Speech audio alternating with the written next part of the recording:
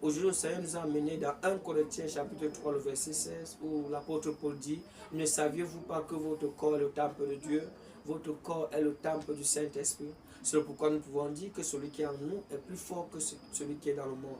Et quand nous écoutons ce contexte, nous allons dans le livre de Matthieu chapitre 21, la Bible va nous dire que Jésus est entré dans le temple. Et quand Jésus est entré dans le temple, il a chassé les vendeurs, les gens qui faisaient le commerce dans le temple, les gens qui échangeaient des choses dans le temple, les gens qui vendaient les pigeons dans le temple, en fait tout ce qui faisait un désordre dans le temple.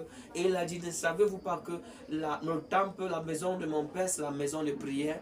Alors, qu'est-ce que le Saint-Esprit essaie de nous expliquer? Qu'en fait, parfois, il y a des forteresses qui entrent dans nos vies et qui prennent nos grâces. Parfois, tu manques le travail parce qu'on a vendu ton travail ailleurs. On a balancé ton travail ailleurs. On a balancé ton étoile ailleurs. On a balancé ton voyage ailleurs. On a balancé des choses de ta vie ailleurs. Et Jésus est venu maintenant chasser, détruire toutes ces personnes qui font ces business dans ta vie.